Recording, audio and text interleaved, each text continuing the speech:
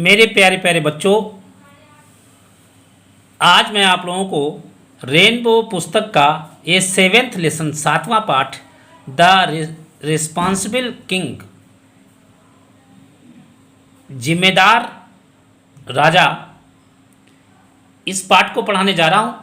बहुत मन से पढ़ना है, ध्यान देकर पढ़ना है और मैं इसे जैसे पढ़ा रहा हूँ उस प्रकार से अगर आपको अच्छा लग रहा है तो मेरे बच्चों इसे कमेंट करना और कोशिश करना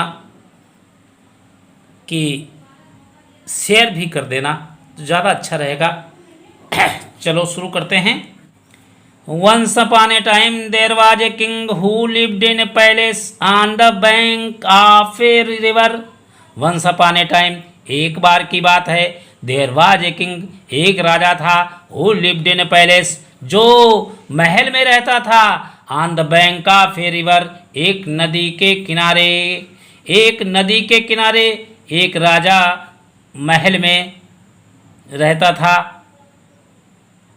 He was unhappy, वह प्रसन्न था, दुखी था। बिकॉज क्योंकि the people of his kingdom, उसके राज्य के लोग वर थे इररिस्पॉन्सिबल, गैर जिम्मेदार। राजा दुखी रहता था क्योंकि उसके राज्य के लोग गैर जिम्मेदार थे। Every time, her bar, he went out in his chariot, वह अपने चैरियट अपने रथ पर जाता था। ही यूज टू सी, वह देखा करता था, स्टोन्स एंड रबिश, पत्थर और कूड़ा करकट, lying on the roads, lying पड़ा हुआ, ऑन द रोड्स, सड़क पर। वह सड़क पर पत्थर और कूड़ा करकट पड़ा हुआ देखा करता था। एवरी टाइम, प्रत्येक बार, ही सेल्ड इन हिज बोट, वह अपनी नाव खे कर जाता था। ही फाउंड, वह पाया करता था, द रिवर, नदी को, वेरी डर्टी, बहुत ही गंदा।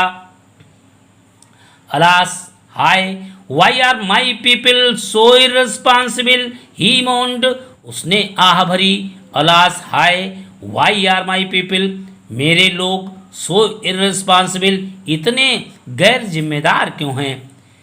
Y do they not keep the roads clean, वे सड़क को स्वच्छ क्यों नहीं रखते हैं। ही थाट, उसने सोचा, फॉर ए व्हाइल, एक क्षण के लिए, एंड सेड, और कहा, I must teach them A lesson, मुझे उन्हें एक पाठ पढ़ाना होगा।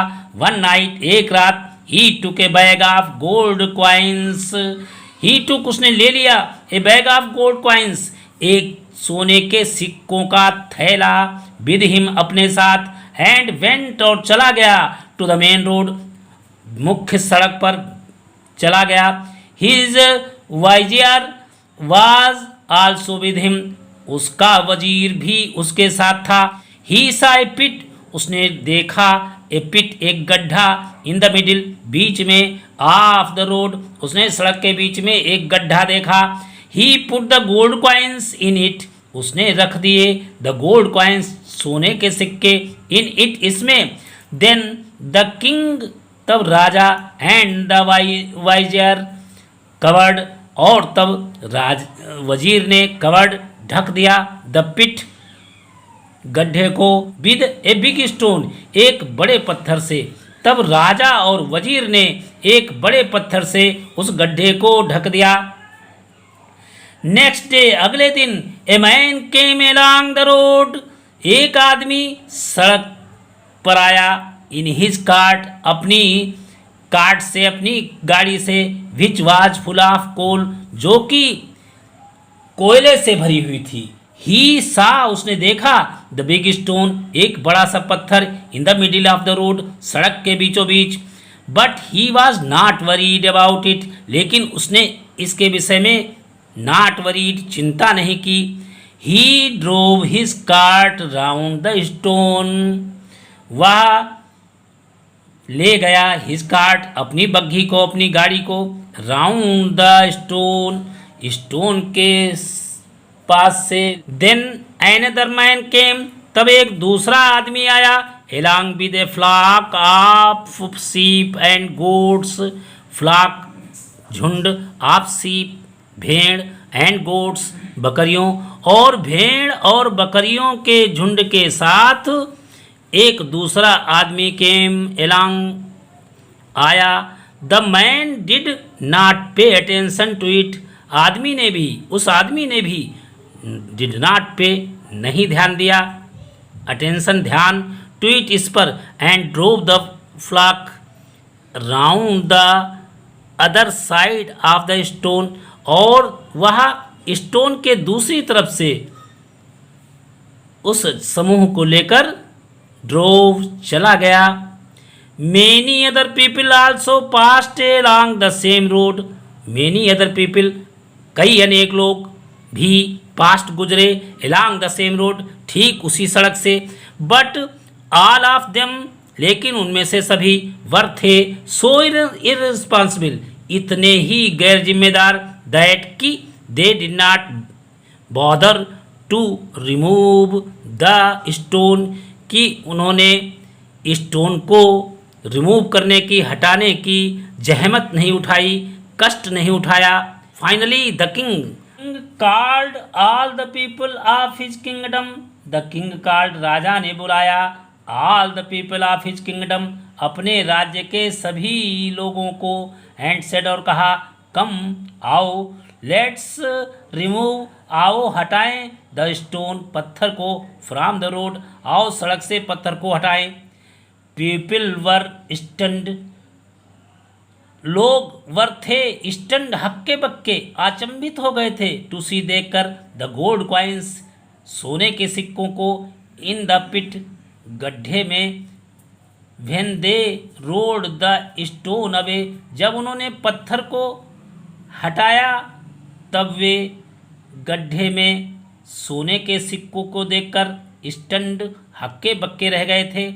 लुक, देखो, देयर वर गोल्ड, देखो वहाँ गोल्ड कॉइन, सोने के सिक्के थे, अंडर द स्टोन, पत्थर के नीचे, बट नो वन बॉदर्ड, लेकिन किसी ने भी कष्ट नहीं उठाया, जहमत नहीं उठाई, टू रिमूव द स्टोन, पत्थर को हटाने की।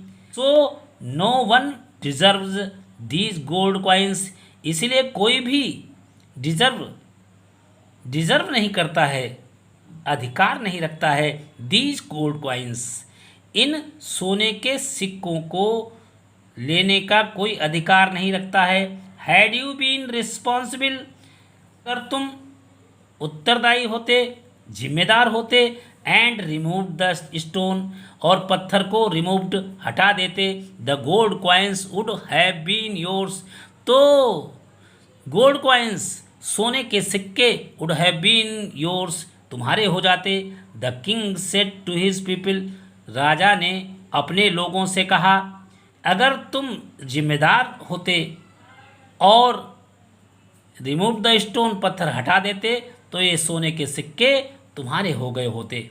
The king ordered the vizier, राजा ने वजीर को आदेश दिया, take the gold coins to my palace, ले आओ द गोल्ड कॉइन, सोने के सिक्कों को, टू माई पैलेस, मेरे महल को, सोने के सिक्कों को मेरे महल ले आओ। राजा ने वजीर से को आदेश दिया। आफ्टर हियरिंग दिस, यह सुनकर, द पीपल फेल्ट, लोगों ने महसूस किया, असेम्ड, लोगों ने अपने आप को शर्मिंदा महसूस किया, एंड सॉरी टू, और उन्हें खेद भी हुआ, ग्लानि भी हुई, एंड प्रॉमिस्ड, और उन्होंने वादा किया, टू बी रिस्पॉन्सिबल सिटीजन, और उन्होंने एक जिम्मेदार नागरिक बनने का वादा किया। मेरे बच्चों, इस प्रकार से आपका यह पाठ समाप्त होता है। इत्सी रेवा खंडे पंचमो अध्याय समाप्ता। बोलो श्री सत्यदेव नारायण भगवान की जय। बेटा, ये है वर्ड मीनिंग, यही इंग्लिश की जान है। इसलिए मेरे बच्चों, जितने अधिक शब्द उतनी अधिक अंग्रेजी, इसलिए इन्हें खूब तैयार करो, खूब याद करो। अब शुरू करते हैं क्वेश्चन आंसर। पहला क्वेश्चन है, why was the king unhappy, king क्यों अप्रसन्न था? तो मेरे बच्चों, क्योंकि उसके राज्य के लोग गैर जिम्मेदार थे। अब इसी को आंसर में बदलना है। बेटा, किसी प्रश्न का उत्तर देने के लिए प्रश्न में क्वेश्चन वर्ड और उसका मेन वर्ब या हेल्पिंग वर्ब, ये 3 चीज़ें हर प्रश्न की हमें जाननी ही चाहिए, क्योंकि अधिकतर आंसर्स जो होते हैं वो वर्ब के बाद से ही शुरू होते हैं, इसलिए सब में ये देखना चाहिए। और जब वर्ब देख लेंगे तो हमें टेंस का पता ही चल ही जाएगा, क्योंकि हर प्रश्न का उत्तर लगभग उसी टेंस में दिया जाना चाहिए। इस वीडियो में हमने जितने भी आंसर दिए हैं वे आंसर केवल आंसर बनाने के लिए हैं। प्रश्न से कुछ भाग आप उतारो और इनकी सहायता से आंसर बनाओ, तब ये पूरा आंसर बन पाएगा। चलो पहला देखते हैं। याद रखो, हर क्वेश्चन में हमें हेल्पिंग वर्ब, मेन वर्ब और क्वेश्चन वर्ड देखना है, क्योंकि उसी के अनुसार उसके आंसर लिखे जाते हैं। अब इस क्वेश्चन में मेन वर्ब वाज और वाई लगा हुआ है। जब वाई होता है तो बिकॉज लगाना पड़ता है, सो लगाना पड़ता है, टू लगाना पड़ता है, ऐसे कंजक्शंस लगाने पड़ते हैं, इसलिए क्वेश्चन वर्ड भी पता होना चाहिए। तो इसका आंसर सीधा सीधा हो जाएगा, वाज जहाँ पर लगा हुआ है उसे उठाकर किंग के बाद रख दो। द किंग वाज अनहैप्पी, शेष आपकी नज़रों के सामने है जिसे जोड़ना है। अब देखते हैं क्वेश्चन नंबर बी, जहाँ पर दिया हुआ है व्हाट डिड द किंग सी, राजा ने क्या देखा। Every time, her bar, he went out in his chariot, अपने जब वो रथ से गए। राजा ने पत्थर, कूड़ा करकट सड़कों पर पड़ा हुआ देखा था। अब इसी को आंसर में लिखना है। आंसर देने के लिए क्वेश्चन वर्ड से ही उतारो। Every time the king went out in his chariot he saw, इतना क्वेश्चन से उतारो, बाकी सामने लिखा हुआ है ये जोड़ दो तो आंसर बन जाएगा। क्वेश्चन सी देखिए, where did he put the gold coins, उसने अपने सोने के सिक्के कहाँ रखे। वेयर, कहाँ, तो बेटा उसने गड्ढे में रख दिए थे, तो केवल आपको जोड़ना पड़ेगा इन ए पिट। आंसर की शुरुआत डिड के पास से करो। ही पुट द गोल्ड कॉइन्स, आगे जोड़ दो इन ए पिट, आंसर हो गया। अब डी वाला क्वेश्चन देखो, who covered the pit with a big stone, एक बड़े पत्थर से हु कवर्ड, किसने ढक दिया पिट, गड्ढे को। तो मेरे बच्चों दोनों लोगों ने ढक दिया था, राजा ने भी और वजीर ने भी। तो राजा वजीर दोनों लिखने हैं, जहाँ हु लगा हुआ है वहाँ पर केवल आपको लगाना है the king and the vizier, बस आंसर बन जाएगा। ये देखिए, why did the people not remove, लोगों ने क्यों नहीं हटाया द स्टोन, पत्थर, फ्रॉम द रोड, सड़क से। अब मेरे बच्चे, क्योंकि वो गैर जिम्मेदार थे इसलिए उन्होंने नहीं हटाया। अब इसी का जरा सा आंसर आपको क्वेश्चन से बनाना। अब क्योंकि वाई लगा हुआ है इसलिए बिकॉज लगाना पड़ेगा, याद ही होगा। अब बस आंसर बना दीजिए, जहाँ हेल्पिंग वर्ब है वहीं से शुरुआत करो। The people did not remove the stone from the road, और उसी में जोड़ दो आगे का दिया हुआ है। लास्ट क्वेश्चन देखिए, what lesson did the king want to teach his people, राजा अपने लोगों को क्या पाठ पढ़ाना चाहता था। तो मेरे बच्चे वो चाहता था कि सभी जो नागरिक हैं वे जिम्मेदार बने। अब इसी का आंसर देखिए, हेल्पिंग वर्ब के पास से आंसर उतारो। The king wanted to teach his people, आगे जोड़ दो जो लिखा हुआ है।